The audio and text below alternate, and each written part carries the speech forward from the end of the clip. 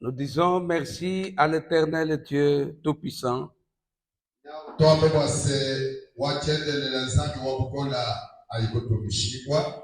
il nous a donné une bonne atmosphère aujourd'hui.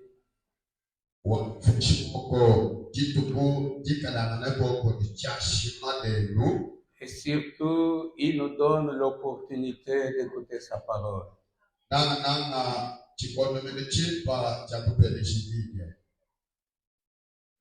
Que Dieu vous bénisse. Nous allons un peu prier. Dieu grand, Dieu redoutable, le temps arrive où nous voulons écouter ta parole. Nous nous recommandons dans tes saintes mains.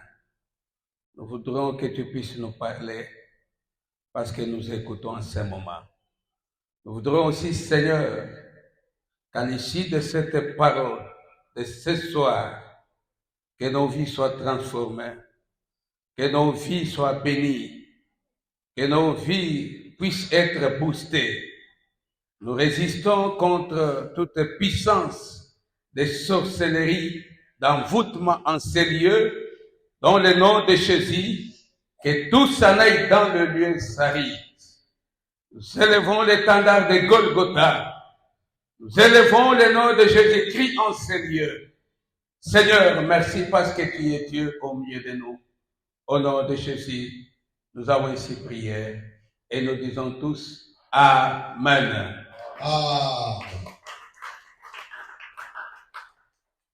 Salue-moi celui qui est à côté de toi, et lui, je t'aime de l'amour du Seigneur.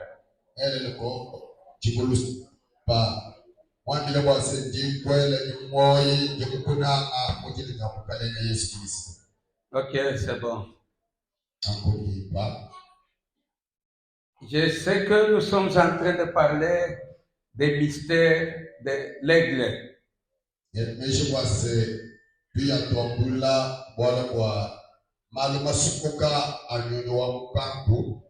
La vie de l'aigle contient des mystères qui sont en train d'être dévoilés pour nous tout au long de cet enseignement.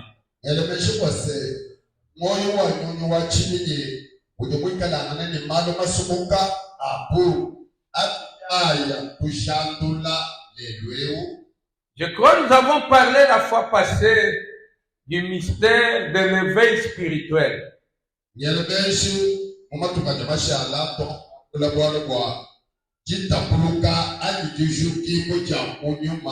Nous avons montré comment l'aigle amène ses petits, les aiglons, hors du nid pour les entraîner, pour les exercer.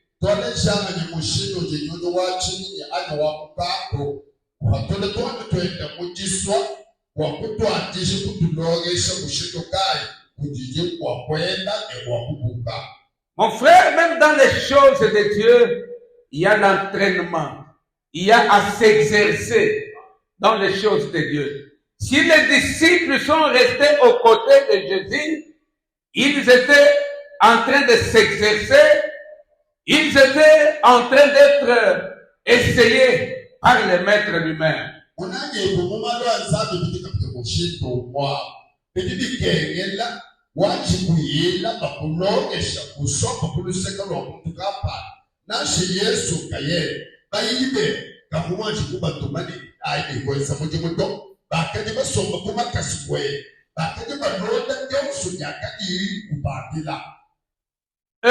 Quand il les sort du nid, il les lâche.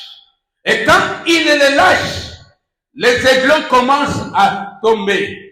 Mais avant qu'il n'arrive au sol, l'aigle lui-même descend rapidement pour les récupérer.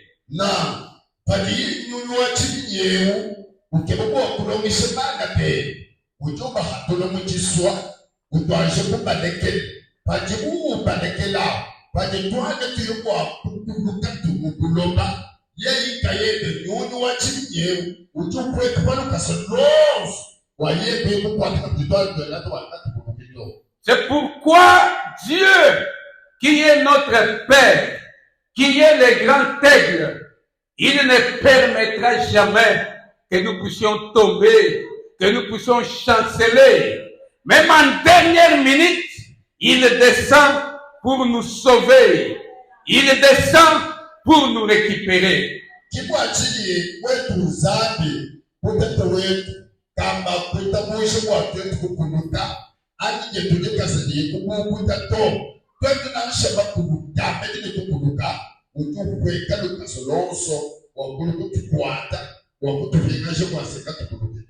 Le diable peut nous bousculer pour que nous tombions.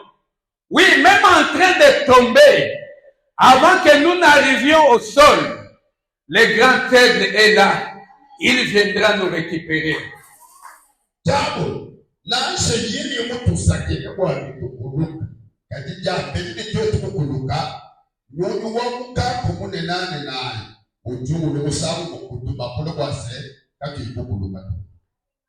Nous allons parler aujourd'hui du mystère de la vision de l'aigle.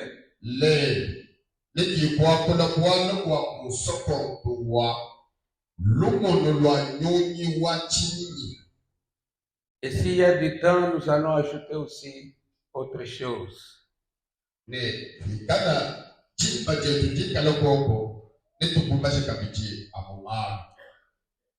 On nous lit Job chapitre 39.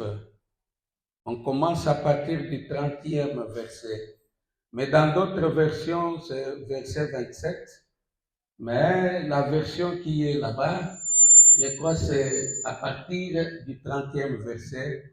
Les jours passés, nous avons donné ce passage-là. Nos amis des médias ne l'ont pas retrouvé. Ils nous ont donné toujours 27, 28, 29. Nous commençons à partir de 30.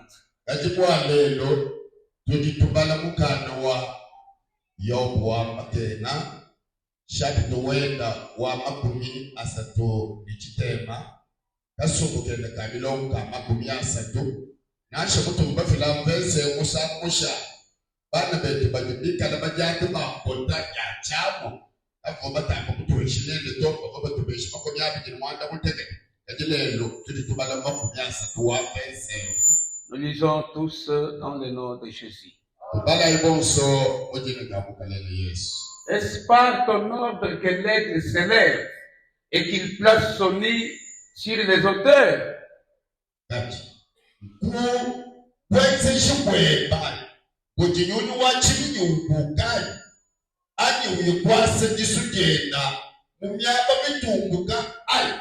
L'aigle s'élève et il place son nid dans les hauteurs, là plus haut.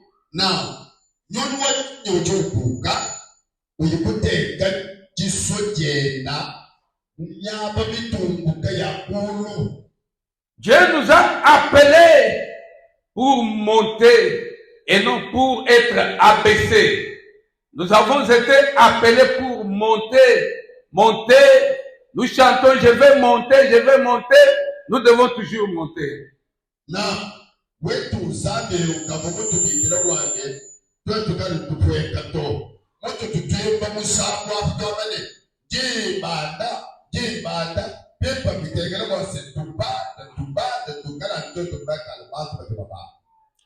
Le verset suivant dit, de là, il épie sa proie. Il plonge au loin son regard. Il est dans les hauteurs. Il plonge au loin son regard. Ça, c'est la vision de l'aigle. Vous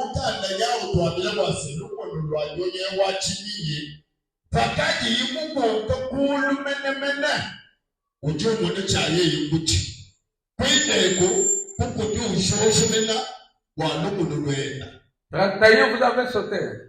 31. Ok. C'est dans les rochers qu'il habite. L'aigle habite dans les rochers.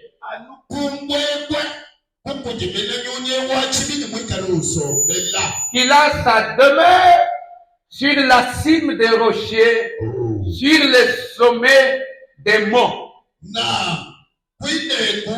kukuji uteke chituki vichenda kukanto ngobelu ga mwebwe kimwamenena kuji uteka isuge. Lorsque l'aigle monte, la Bible dit qu'il va jusqu'au niveau de la cime des montagnes. Et là, il entre dans les rochers. Et c'est dans les rochers qu'il habite.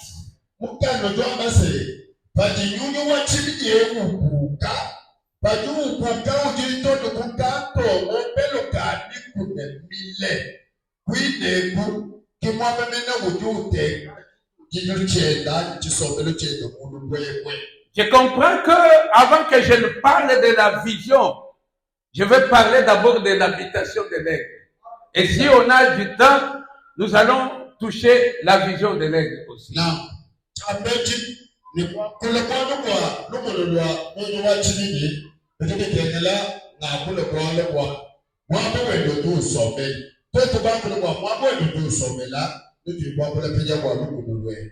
L'aigle habite dans les rochers. Et ces rochers sont au niveau des sommets des montagnes, là plus haut.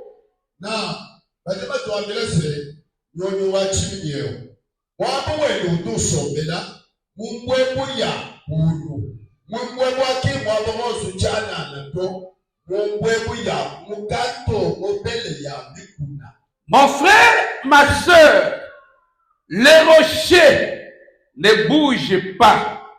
Les rochers ne peuvent pas être troués et percés. Les rochers, c'est un endroit sûr. Si quelqu'un est dedans, celui qui est dehors ne le voit pas. Si quelqu'un est dedans, même si vous venez avec votre machette, vous frappez, c'est votre machette qui va s'abîmer. Mais celui qui est dans les rochers, il est protégé, il est sécurisé.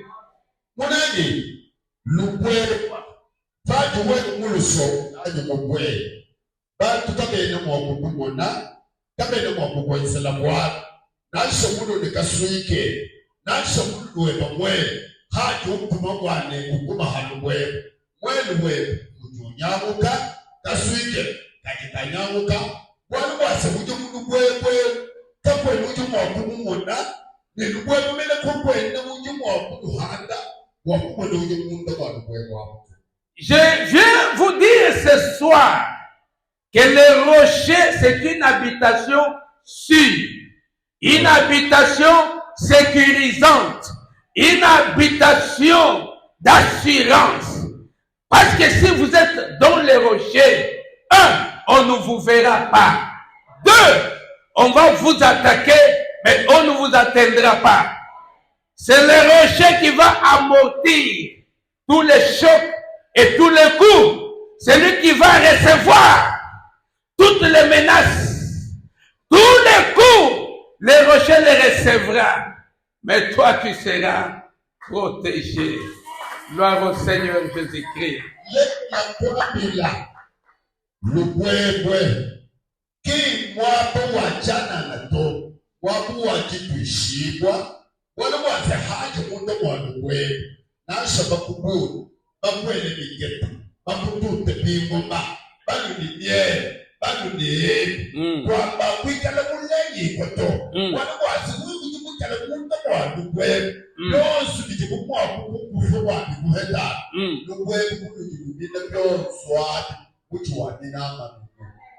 Qu'est-ce que Paul nous dit par rapport au rocher? Nous sommes dans 1 Corinthiens, chapitre 10. Nous lisons le verset 4. Nous voulons sonder les Écritures pour comprendre les rochers dont il est question. Le rocher qui est l'habitation de l'aigle, c'est quoi au juste?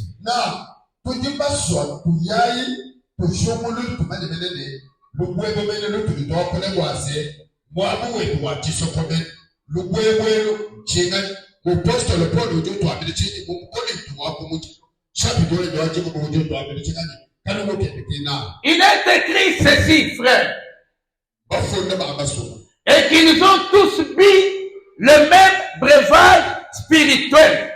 Bonsoir. Lorsque on forme l'église, on a un seul breuvage. On boit une même eau.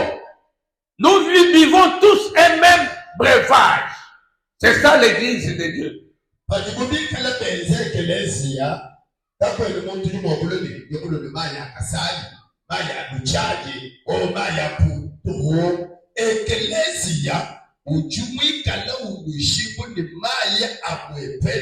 Et le breuvage que nous buvons, vous et moi, c'est la parole de Dieu.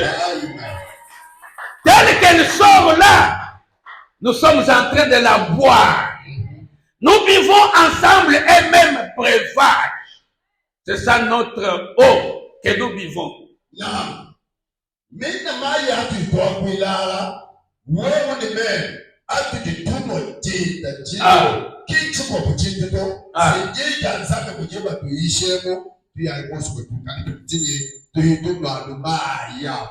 Car il vivait à un rocher spirituel.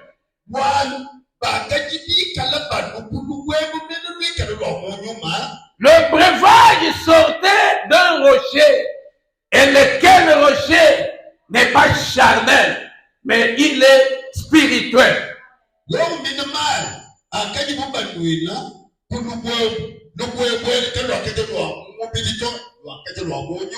Et ces rochers les suivaient. Je comprends par là que Israël dans le désert a marché avec les rochers.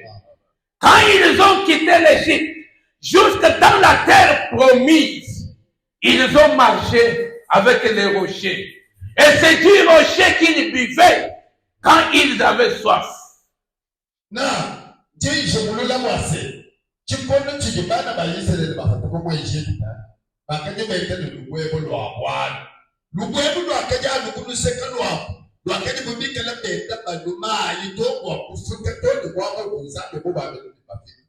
Et la Bible dit, et ces rochers étaient Christ.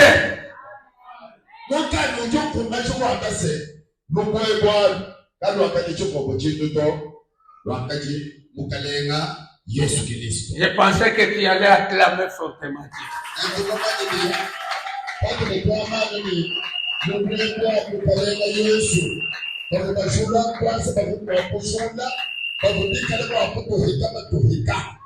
Nous sommes fiers de ce Dieu.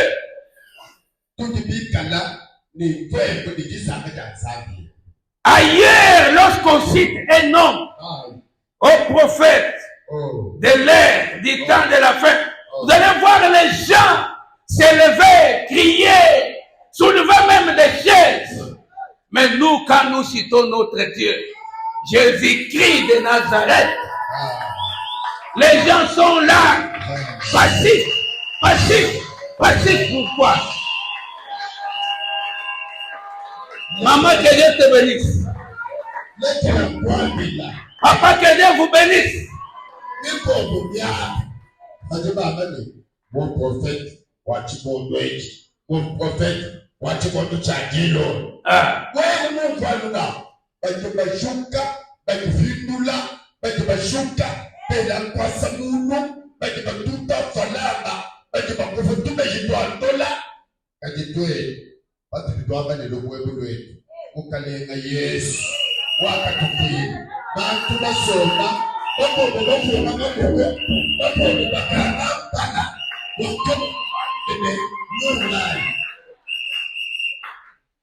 Toi qui t'es levé, que ta vie s'élève aussi.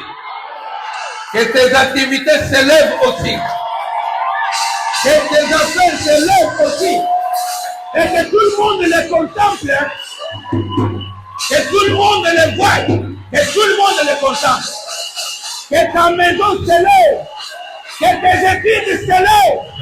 Que ta santé s'élève aussi. Ah.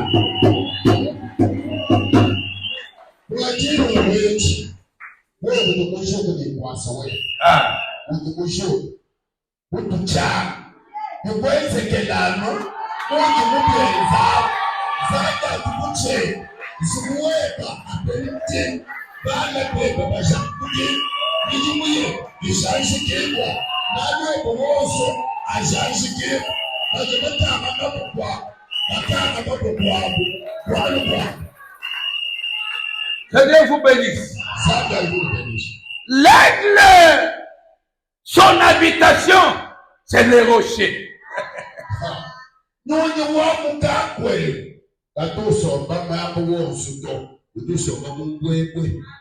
Or, ces rochers-là, c'était non.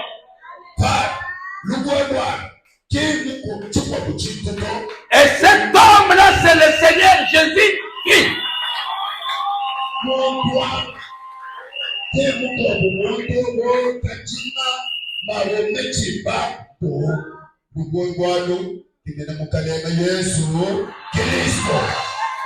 Bien-aimé dans le Seigneur, cache-toi dans les rochers. Cache ton boulot dans les rochers. Cache ton mariage dans les rochers. Cache tes activités dans les rochers. Et toi-même entre dans les rochers. La Bible nous dit ceci. Tout ce qui est dans la main de Dieu, personne ne peut le voir. Et personne ne peut le dérober. Si tu es en Jésus-Christ, quand les sorciers viendront, ils ne te verront pas toi, mais ils ne verront Jésus. Tous les coups qu'ils vont administrer, ça sera sur Jésus. Que Dieu vous bénisse. Ceux qui t'insultent, dis-leur que ce n'est pas moi que vous insultez. Mais vous insultez Dieu. Quand vous tapez, vous ne me tapez pas moi, mais vous tapez mon Dieu. C'est pourquoi je dis à quelqu'un ce soir, les combats que tu as, ce n'est pas ton problème. Les attaques que tu as, ce n'est pas ton problème. Mais c'est le problème de celui dans lequel tu es.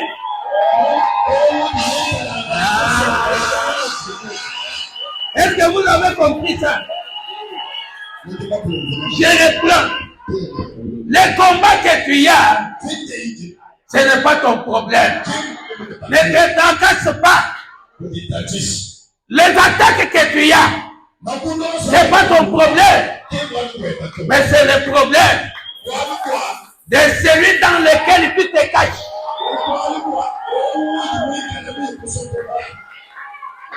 La Bible dit que nous sommes plus que vainqueurs par celui qui nous a aimés. Tu es en Jésus. On t'attaque. Tu ne sens rien parce que tu es dedans. C'est ça, plus que vainqueur. Amen, amen. Amen, amen. Vous savez, il y a d'autres combats que nous ne connaissons pas, que nous ne voyons pas. Mais Dieu lui-même prend le devant et il combat pour nous. Ça passe comme ça, sans que nous le sachions.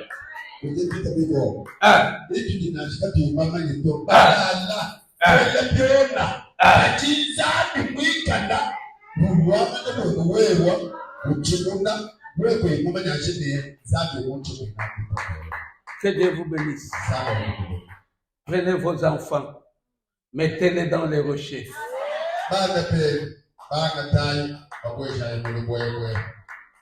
Qu'on ne vous trompe pas avec des poussières, avec de l'eau, avec de l'huile. Qu'on ne vous trompe pas.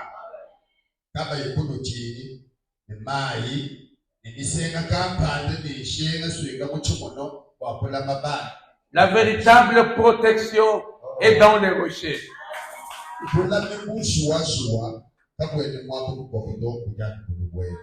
Que Dieu nous bénisse. Sabe muito bem.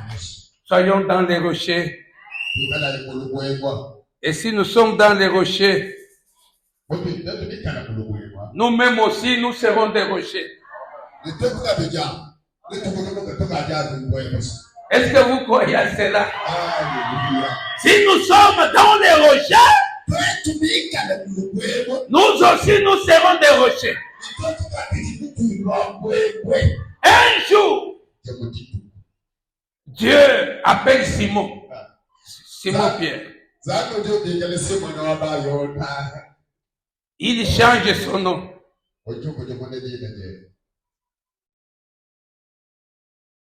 Amen, amen.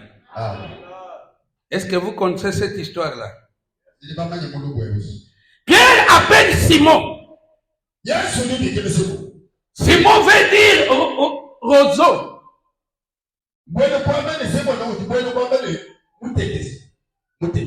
Les roseaux. Quand le vent va à gauche, il va à gauche. Il va à droite. Sans position, c'est ça Simon. Alors, quand Christ l'appelle, il change son nom. Il lui dit, on ne t'appellera plus Simon, mais on t'appellera Cephas. Cephas qui veut dire rocher.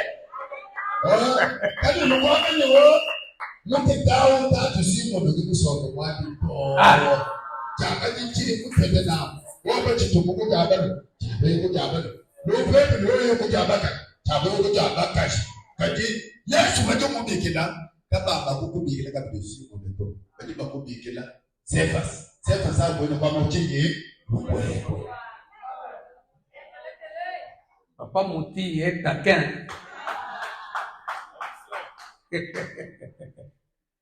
Simon, c'est un roseau. Simon, c'est une liane. Une liane courbée. Hein? C'est pourquoi quand il est venu devant Christ, Christ a dit, désormais, on t'appellera Cephas.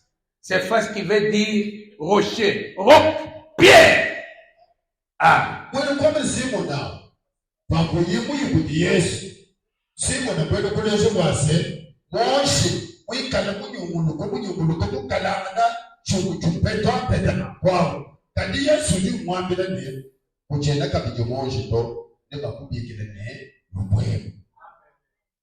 Amen, amen.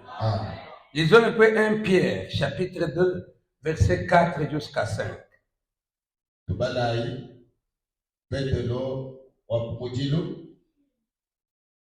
Nous lisons au nom de Jésus. 1 Pierre, chapitre 2, 4 à 5.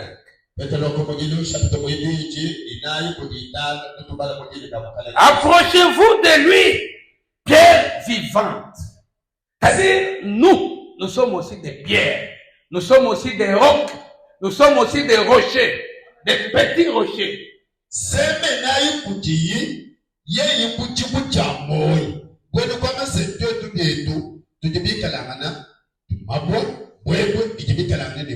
Approchez-vous de lui, pierre vivante, rejetée par les hommes, mais choisie précieuse devant Dieu.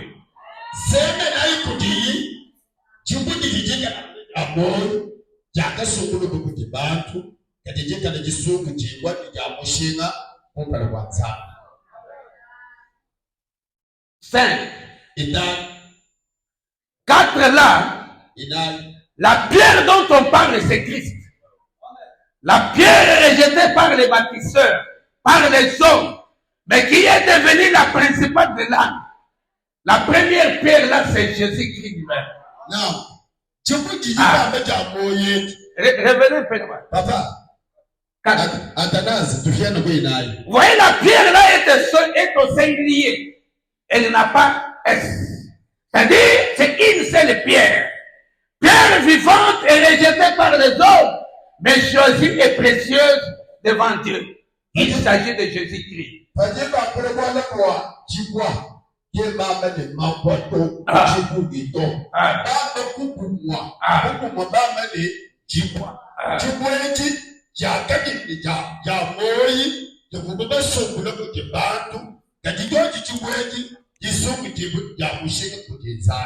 Verset 5. itano wa verse. Et vous-même, Ninoeno kapita. comme des pierres vivantes. Kumabona dimikala moyo. Jésus est la grande pierre et le grand rocher. Mais nous sommes aussi des pierres vivantes. Nous sommes des rochers vivants. Yes. Muchikweta moyo. Mulugwetu lwako. Tetu byetu tudimikala ngana mabwa dimikala amoyi. Édifiez-vous pour former une maison spirituelle, un saint sacerdoce, afin d'offrir des victimes spirituelles agréables à Dieu par Jésus-Christ.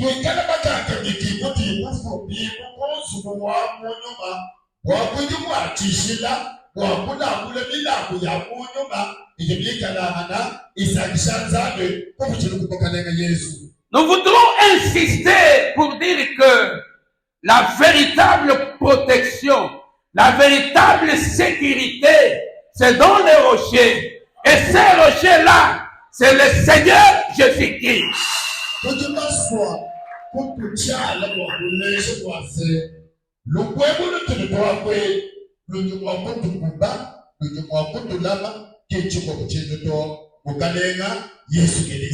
Et dans les rochers, il n'y a que des petits rochers qui peuvent aussi y être. Vous comprenez ça? Et les petits rochers, c'est nous, enfants de Dieu. Ah.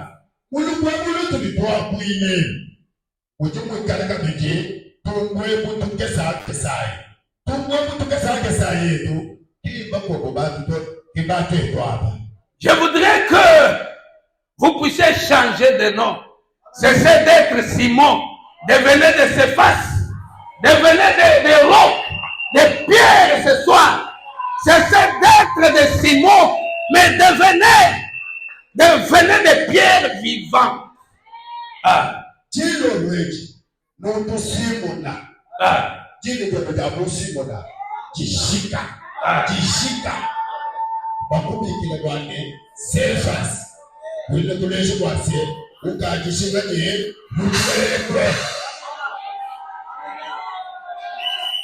Qu'est-ce que cela veut dire?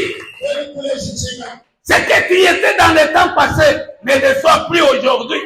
Parce que dans le temps passé, tu étais Simon. Aujourd'hui, tu es Céphas. Tu as accepté Christ comme Seigneur et Sauveur. Tu as tout abandonné. Tu es devenu la pierre vivante. Ah. Simon now.